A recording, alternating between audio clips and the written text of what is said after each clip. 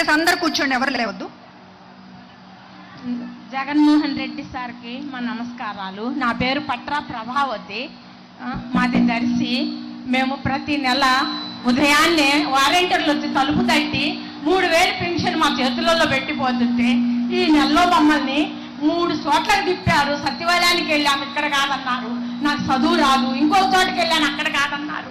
మోకాలు నొప్పికి ఎన్ని చోట్ల తిరిగాను, ఎన్ని కష్టాలు పడ్డాను. లాస్ట్లో ఒక చోట ఇస్తున్నారు పంచాయతీ ఆఫీసులు అంటే అక్కడికి వెళ్ళి తెచ్చుకున్నాము. ఎన్ని ఇబ్బందులు పడుతుంటాడో ఈ చంద్రబాబు నాయుడు మమ్మల్ని. మంచికైతే కాదు, మాకు వాలంటీర్లు కావాలి, వాలంటీర్ల వ్యవస్థ కావాలి. మాకు మోకాలు నొప్పికి వెళ్ళలేక చూడటానికి మనుషులం బాగున్నాం, మోకాలు నొప్పి నడవలేము. కానీ మాకు ఈ ప్రభుత్వంలో ఎంతో మంచి జరుగుతుంటే ఆ మంచిని తీసేస్తున్నాడు. మంచికి కాదు ఆయనకి, ఆయన మట్టి కొట్టుకొని పోతాడా చంద్రబాబు నాయుడు. ఆయన బతకడు ఎక్కువ రోజులు కూడా, మామ పోయినట్టే ఆయన పోతాడు. మాకైతే వాలంటీర్లు కావాలి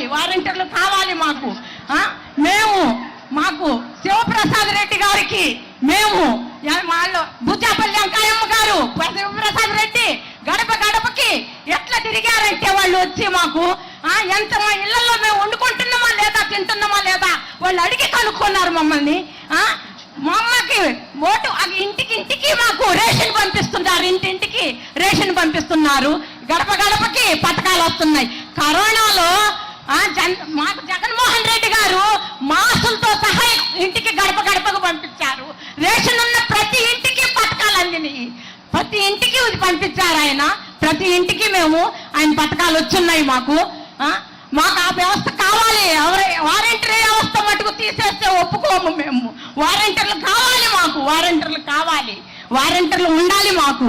అందుకని మేము జగన్మోహన్ రెడ్డి గారిని, నా బిడ్డ కన్న బిడ్డ కూడు పెట్టడం లేదు, కన్న కొడుకు కూడు పెట్టకపోతే ఆయన ఇచ్చే 3000 రూపాయలతో మేము బతుకుతున్నాము.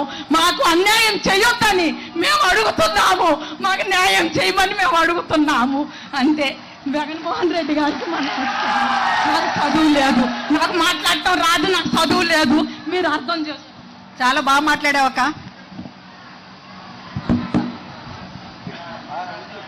బాగా మాట్లాడారమ్మా.